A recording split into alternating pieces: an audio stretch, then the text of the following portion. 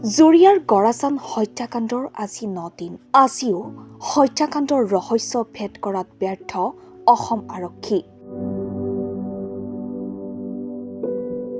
ভয়, শংকা, নিৰাপত্তাহীনতাত ভুগিছে গাঁওবাসী।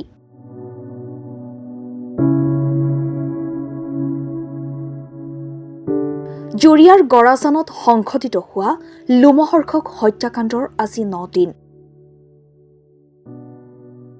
অভিশপ্ত গাঁওখনৰ ৰাইজে এতিয়া নিশা পাৰ কৰিবলগীয়া হৈছে ভয় আৰু আতংকৰ মাজত।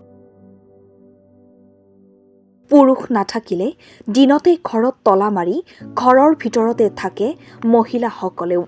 যেন নিৰাপত্তাহীনতাত ভুগিছে গাঁওবাসী। পৰিস্থিতিটো বেয়াই হৈ আছে, দুঃখজনকেই আছে। মানে পৰিস্থিতি কমপ্লিট নিস্তব্ধতা বিৰাজ কৰিছে। নিৰ্মম পৰিৱেশ, এতিয়া কোনেও মাত বোল নিদিয়া অৱস্থাত দুখৰ বেদনাত ভোগী অশ্ৰুত নয়নেৰে চকুমুখ চলি আছে। আৰু এইফালে তদন্ত চলি আছে। মানে কোনোফালে কোনো সিদ্ধান্ত যাব পৰা নাই। এতিয়ালৈকে মানুহে উৎকণ্ঠাৰ ভুগি আছে, সন্ত্ৰাসত ভুগি আছে, সন্ত্ৰাসজাক। আজি এই বস্তুবিলাক ঘৰখন চম্ভালিছে, যিহেতু সৎকাৰ কাম কৰিব লাগিব। যিটো ঘৰত মানুহ ঢুকাইছে সেইটো ঘৰতো কৰিব লাগে। এইটো যিটো ধৰ্মীয় পৰম্পৰা বা ৰীতি কানুনত সেইখন এইফালে SP ছাৰ আহিছে, OC ছাৰ আহিছে, এইবিলাক বুজাই দিয়া আছে বস্তুবিলাক। আনফালে মৃত গুণধৰ চৰকাৰৰ ঘৰখনত দেখা গৈছে আন এক বেদনাদায়ক ছবি। গুণধৰ চৰকাৰে তেওঁৰ কন্যাৰ বিবাহৰ আলহীক আপ্যায়নৰ বাবে বজাৰ কৰা সা সামগ্ৰীসমূহ এতিয়া ব্যৱহাৰ হ'ব তেওঁৰে শ্ৰাদ্ধ কৰ্মত। কোঠালিটোত পৰি আছে বিবাহৰ অভ্যৰ্থনাৰ কাৰণে আনি মজুত ৰখা সামগ্ৰীসমূহ।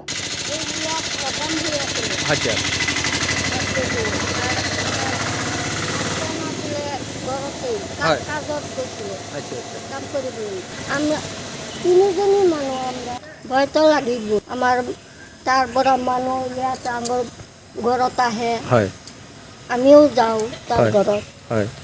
একো নহয়, একো ক'ব নোৱাৰিম, মোৰ ভৰিখন কঁপি আছে। 4জনকৈ ব্যক্তিৰ মৃত্যুৰ ৰহস্য ভেদ কৰাত এতিয়ালৈকে অসম আৰক্ষীয়ে সক্ষম নহল যদিও শুকুৰবাৰে হত্যাকাণ্ড সংঘটিত হোৱা অভিশপ্ত ঘৰটো পৰিয়ালৰ লোকক আৰক্ষীয়ে চমজাই দিয়ে।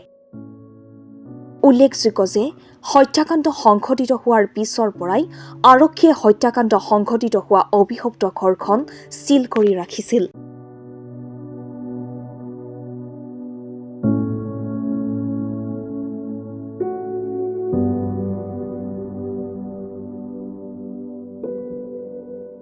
জুৰিয়াৰ পৰা আছিকুৰ ৰহমানৰ প্ৰতিবেদন, দি নৰ্থ ইষ্ট।